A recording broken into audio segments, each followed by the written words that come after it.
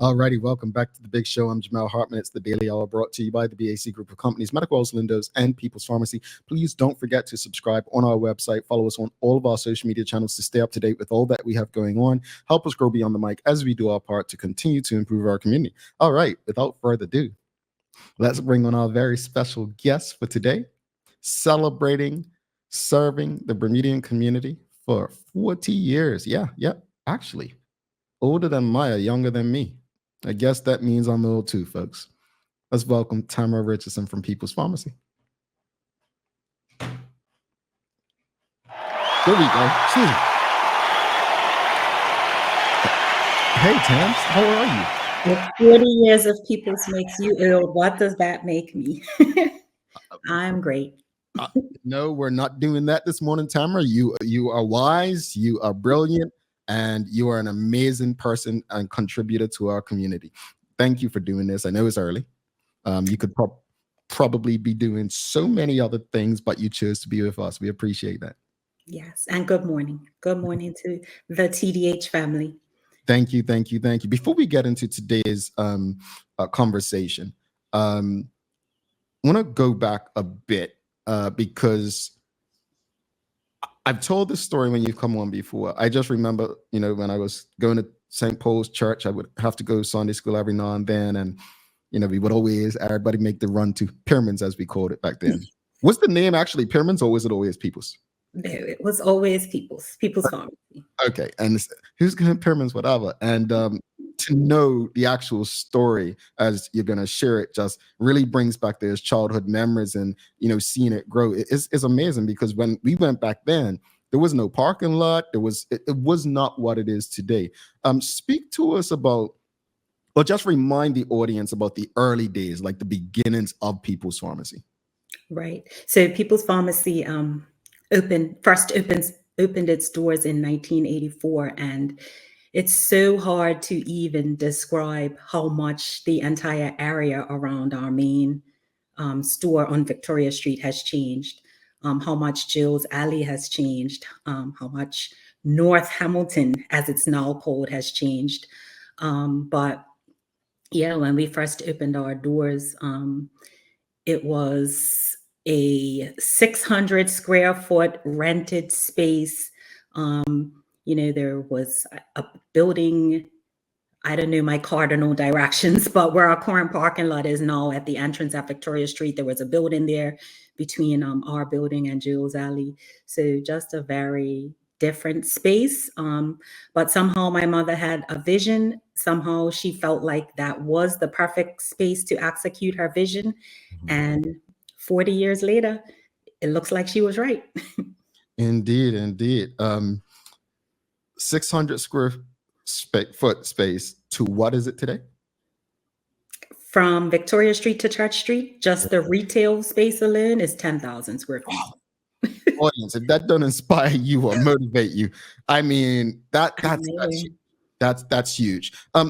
Okay, so 40 years today, and happy 40 years.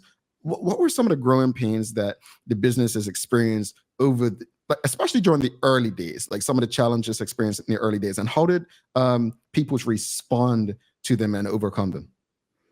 So in the earlier days, I was only 8 or 9.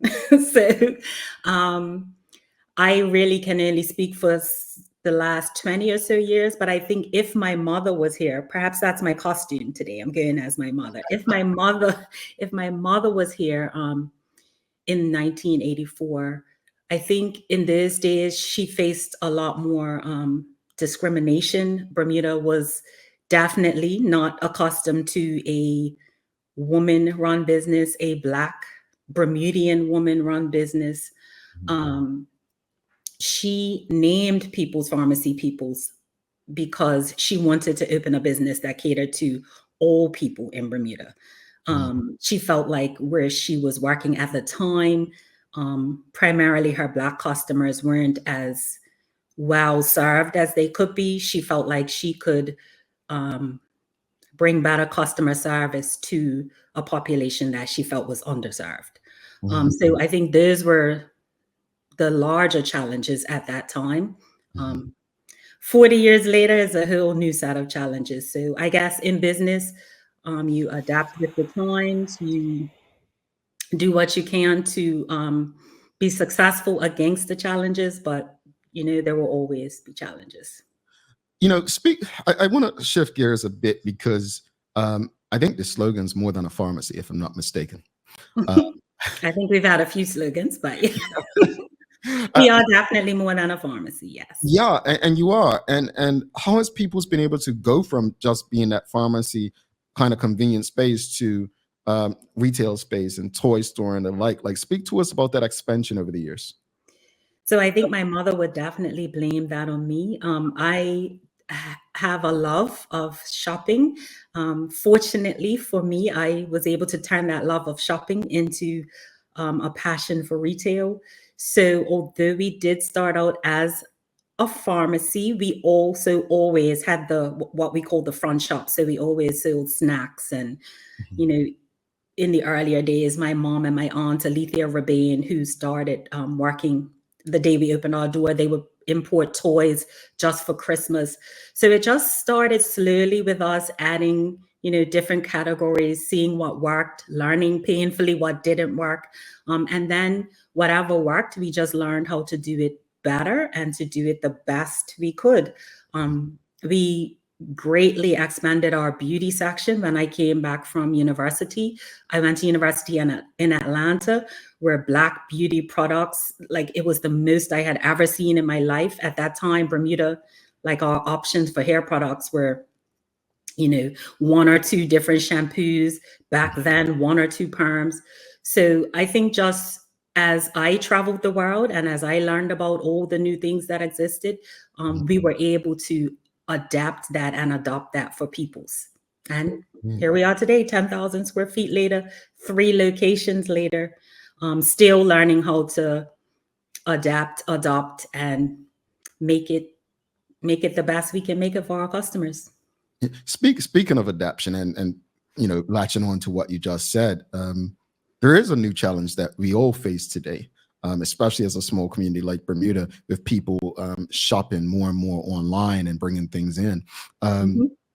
How is people's continuing to respond to that problem that we're facing? I think choice is an important thing. We all are free to choose where we want to shop, what we want to shop, and so our buying team, we have learned what people want to come into the store for. There's still a large population of people who actually want to touch and feel things, specific categories of things, before they buy it. And then pricing is very important. A lot of our vitamin supplements are very fairly priced, based on what you can get them abroad and bring them in at. So I think it's just a matter of learning. Amazon definitely changed the game. So it was just a matter of us, again, adapting and learning what our customers want and need. We're in the business of solving our customers' problems. And so, if they no longer have a problem bringing in the latest Barbie, then we just have to figure out what their current problem is and try to solve that. So that's how we've managed to handle the online shopping. The pandemic definitely made it, I think, clearer to people that it is important to have some products available online. In Bermuda. So we're just learning to find the balance of what we need to keep in stock, in store, versus just accept that people are going to get it online. Indeed. Audience, if you have any questions or comments for Tamara, please send them through. We'll get through as many as possible. Mark Arthur C. Phillips, he actually says, my late mom used to tell me all of the discrimination that people's faced in the early years. I hadn't thought of that. And the crazy thing is, as much as we speak about women empowerment and the like, your mom had two, things against that, being a woman at that time, especially a Black woman. So I could only imagine what the not necessarily struggle, but challenges may have been that she faced. But here we are 40 years later. Suzanne Ingham says, I used to make deliveries there. Mr. Pierman would always the BMV deliveries. He was such a humble, caring, pleasant, and content gentleman. I loved to deliver there and always loved our brief chat. Such a wonderful gentleman. People's is the place to go. Speak about the impact that your grandfather had on the business. My grandfather was a giant of a man. I've actually yet to meet someone who, doesn't have similar sentiments about my grandfather.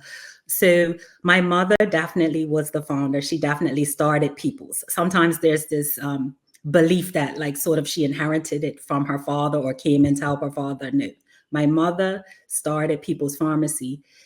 My grandfather, her father, retired from his full-time job Mhm. at the base, at the U.S. Naval Base that used to be here at that time, and believed in her vision, and so joined her Mm. to help run the front shop. My mother was a pharmacist, so she was busy operating the dispensary. My grandfather's job was taking care of everything else. So What? he was an amazing man. My mother's two sisters also joined my grandfather and my mother in terms of setting up the business. Mhm. And so hence the Pearman family, Yep. not People's, but the Pearman family business. That's all I knew. I literally thought that was the name until I became a teenager. I'm like, huh? Did they change the name? But yeah, that's a great thing. But I want to go. I'll get back to the audience because they are asking some questions. But I want to speak a bit about how things have changed because one of the things in the U.S. over the last decade is more and more states, not federally but state-wise, have changed laws where things like CBD and THC products are now available. Speak to what that's been like in terms of providing. Has there been an uptick in people being prescribed such or needing such or requesting such? And how has that impacted people's not impacted them in a bad way, but provided another outlet to on offerings? That is a very sensitive topic right now. I actually don't even understand where we want to go as a country with cannabis, especially medical cannabis.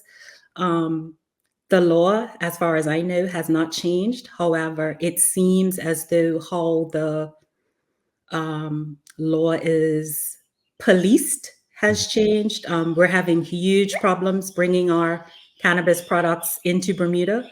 Um, Up until this last shipment, we have never had a problem. We still have products on our shelves, what's left. But as of today, I actually can't even tell the Bermuda public where we are going with cannabis in Bermuda. And that's extremely concerning for me. I've put a lot of energy into educating the public, put a lot of time into resourcing and researching, the safest, best products to offer for people. And I have some extreme concerns around the safety and sustainability of medical cannabis in Bermuda. So that's about all I can tell you right now. It's very concerning.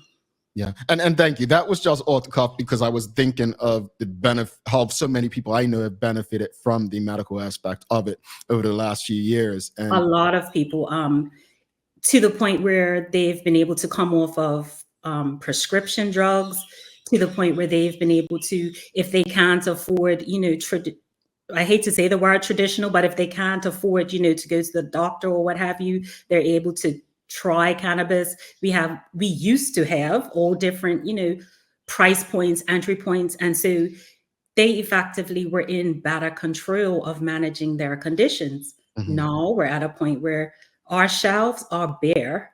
mhm. We literally have, nothing to offer our customers who are calling us every day for the products that were working so well for them. That is so disappointing. And folks, I don't know if we have these conversations all the time about people having ailments, different. I know people who have literally been getting it for people who have been dealing with Parkinson's and cancer and so on. So this is unfortunate, and hopefully, Insomnia, anxiety, not to cut you off, but considering 2 years ago we had a government who was pushing for full legalization. Sorry, but this is really like a hot topic for me. But to think 2 years ago we were pushing for full legalization, and now we can't even get CBD in the country easily. yeah. It's unbelievable. So No, it is, and it's crazy disgusting that there seems to be a lack of understanding or consistency in how they are applying the law. And I think it's something that the public and the audience, I hope that you guys understand, because it's one of those things, I'm telling you, you don't want to get to a place where you don't complain until you need it or someone you love needs it. It's something that I think you should address now. We have a question for you, Tamara. Sonia Clark's asking, what are the 3 locations? I only know of 2 of them. I need to do a better job.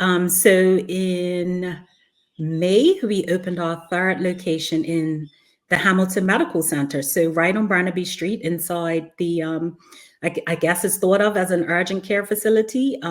We have our 3rd dispensary. It's just a dispensary dispensing prescription medication, and we do carry some over the counter, so Tylenol, Advil, whatever you might need, if you're in a rush. We have our 2nd location that we opened in the lobby of the hospital's acute care wing, and of course our flagship store on Victoria Street. So right. 3 locations, 3 different areas, where we are wherever you need us. All right. So not sure if this is publicly known, but your mother has now retired. And now you are overseeing Peoples as the current CEO. You've expanded just now, as you mentioned, into the Hamilton Medical Center. How do you plan to set up Peoples to experience another successful 40 years and, responding to new challenges and opportunities that may arise? So I think one of the most important things for us is a sound succession plan that stretches beyond Pearman's. So building, it's been extremely important for my mother and myself to build a capable, a willing, and an able management team. We have such an amazing team who work with us day in and day out, who have dedicated themselves to us along the way. And I think that's what's going to be most important for us to continue our success, to be able to find, keep, train, and grow with great talent in our management team, in our operating team, the people who face the customers and the people behind the scenes. It does take quite a bit to keep an operation the size of People's running. We have staff members who work in Bermuda, outside of Bermuda. So it's quite a team. So I think just optimizing our team is going to be most important for our success, because I can no longer do it all. Indeed. Charles H. Jeffs II, he says, congratulations, Tamara. I look forward to seeing your leadership. How your leadership will take the business to the next level. In saying that, gotta ask you, 40 years, that's no light feat. How are you celebrating? How is people celebrating 40 years? So my mother opened People's Pharmacy on Halloween. It's a challenge for any retail business to celebrate on Halloween. So we will be celebrating with the staff together with our Christmas celebration on November 30th. Tomorrow, we're having a thank you lunch for the staff. For our customers, we are going to push our celebrations back a bit. And instead of what people like to call Black Friday, we'll be having our celebration promotions and discounts that the week of, I'm going to get the dates wrong, but what would typically be Thanksgiving week, we'll be celebrating that week with our customers. So stay tuned to our social media for all the different discounts on the different departments throughout the store. All righty. And I haven't gotten approval from, BCG back, but we're going to give away a $40 gift certificate in honor of 40 years. Yes, approved. All right. So we're going to do a hashtag giveaway when we come back. Tamara, thank you so much and congratulations. I think that People's is an example of, how to get started, how to evolve, how to grow. I personally, it was my go. I mentioned on Tuesday, I would go when I worked at Hot 107.5, go over there for my morning snack. And I would always, you'd have to tag people there. I would, give my couple dollars there, but it became a staple for me. It became a staple. And from even when then you were still growing into the space, into the retail space at that time. You know, for a bit, I don't think we've spoken about this enough, but for a business to succeed and last that long in that space, this is not like the center of the city. You know, it's not prime location that people consider. So I think it takes a certain level of drive to do what you all have been able to do. And so I congratulate you. I thank you guys for being an inspiration to so many other, not just Black businesses, but women who can do this. And I like what you said about your grandfather. I think that that support, that kind of support to get behind someone taking a risk is so imperative to the growth of so many small businesses. So that's a story that I hope we can read in a book one day. I really do. Yes, and we shouldn't underplay my grandmother's part, because my grandmother stayed home and raised the grandchildren. So my generation, while our parents were out making, the vision a reality. So it definitely was a family effort. It definitely takes a village. So just a reminder to everyone that if you have a dream and you have a vision, just make sure you have the support who stands by you to make it happen. As the Honorable Mark Bean would say, the family unit. Absolutely. In whatever form it looks like. Absolutely. Family at whatever form. Real quickly, before you go, a couple more things. Richard Scott says, huge congratulations to Ms. Richardson, her mom, and the Pyramid family. This is, quote, thank you. Quote, type of accomplishment. Well done. I agree, brother Richard. Definitely agree. And then another congratulations. They'll keep coming, so I'm not going to keep you too long. But Karen Simmons says, congratulations, People's Pharmacy, 40 years strong. Folks, don't go anywhere. We're going to give away something. Tamara, thank you so much for making time for us. It's been like 5-10 years since you've been on.